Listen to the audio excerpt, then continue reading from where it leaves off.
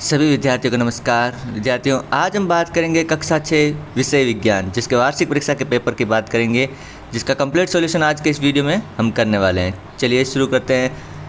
पहला क्वेश्चन है, सर्वाहारी जंतु हैं, तो आंसर होगा विद्यार्थियों यहाँ पर कौआ। अगला प्रश्न है, रेशों में तागा बनाने की प्रक्रिया क्या कहलाती है? आंसर होगा कताई। निम्न में से जल में अविलेय द्रव है? आंसर होगा मिट्टी का तेल।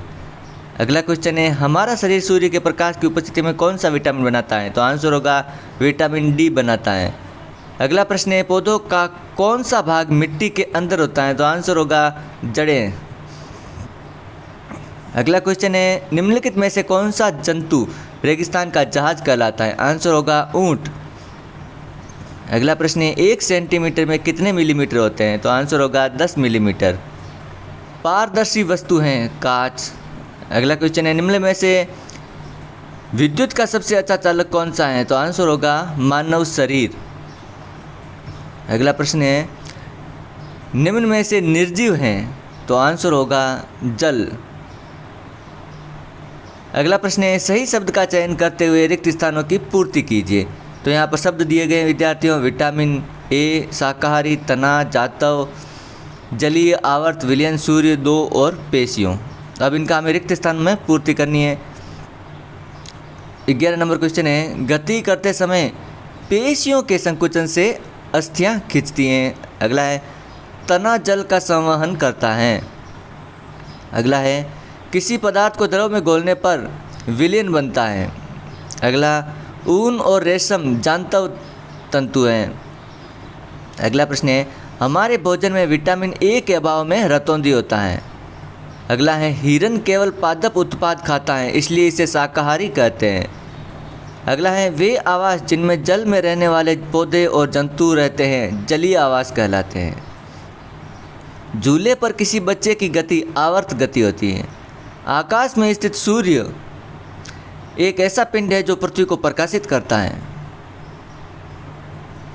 अगला है, एक विद्युत सेल में 2 टर्मिनल होते हैं। अब अगला प्रश्न है विद्यार्थियों, निम्न कथनों में से सत्य और असत्य अंकित कीजिए। 21 नंबर क्वेश्चन है, तिलचट्टा में बाह्य कंकाल पाया जाता है, यह कथन सत्य है।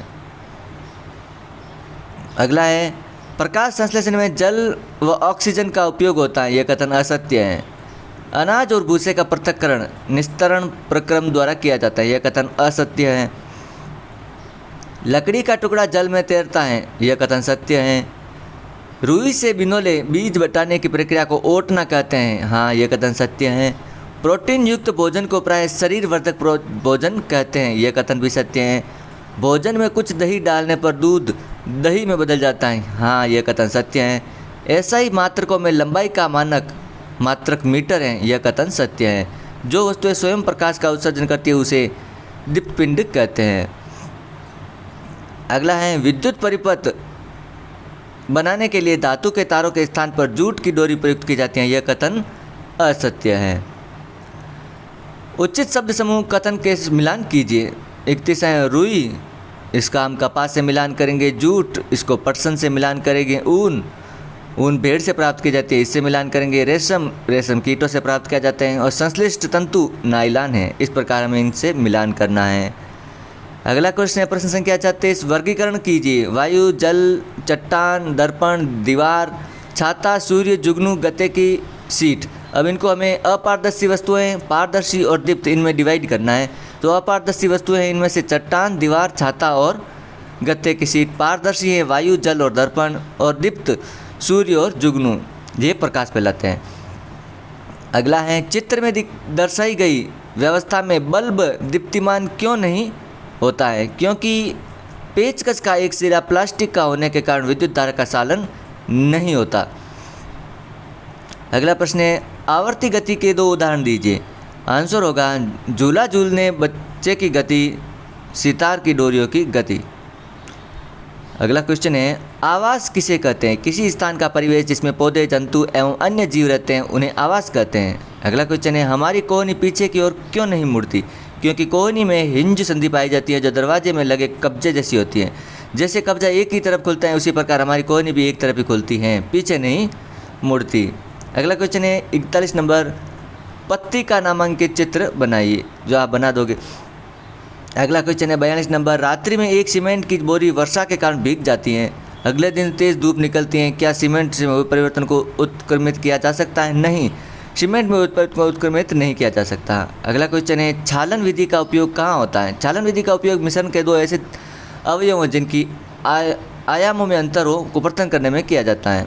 अगला क्वेश्चन है लकड़ी से बनाई जा सकने वाली 5 वस्तुओं के नाम लिखिए, तो आंसर होगा कुर्सी, टेबल, दरवाज़ा, खिड़की और हल। अगला प्रश्न है हमारे भोजन के मुख्य पोषक तत्व कौन से हैं? कार्बोहाइड्रेट, प्रोटीन, वसा, विटामिन एवं खनिज लवण। अगला क्वेश्चन है 5 पौधों के नाम लिखिए और बताइए कि इनके किस भाग के किसका उपयोग होता है।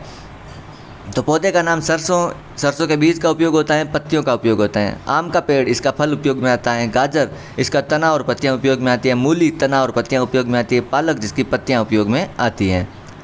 अगला क्वेश्चन है हमें रुई कहाँ से प्राप्त और कैसे प्राप्त की जाती है? तो आंसर होगा रुई हमें पेड़ पौधों से प्राप्त होती है। साधारणतः कपास से रुई प्राप्त की जाती है। कपास पादप के फल परिपक्व होने पर टूटकर खुल जाते हैं, जिससे कपास तंतुओं से ढके बिलोने में दिखाई देने लगते हैं। तत्पश्चात इन फलों से हस्तचयन विधि से कपास बालों को पृथक किया जाता है। बाद में बीजों को संकतन द्वारा पृथक करते हैं और हमें रुई प्राप्त होती है। अगला प्रश्न है विद्युत चालक एवं विद्युत रोधक पदार्थों में क्या अंतर है? आंसर होगा विद्युत चालक जो पदार्थ विद्युत का चालन करते हैं विद्युत चालक कहलाते हैं। इनमें विद्युत चालन के लिए मुक्त इलेक्ट्रॉन पाए जाते हैं और धातुएं द्रव पदार्थ। और विद्युत संरोधक जो पदार्थ विद्युत का चालन नहीं करते विद्युत रोधी कहलाते हैं। इनमें मुक्त इलेक्ट्रॉन नहीं पाए जाते हैं। प्लास्टिक, सूखी वस्तु आदि।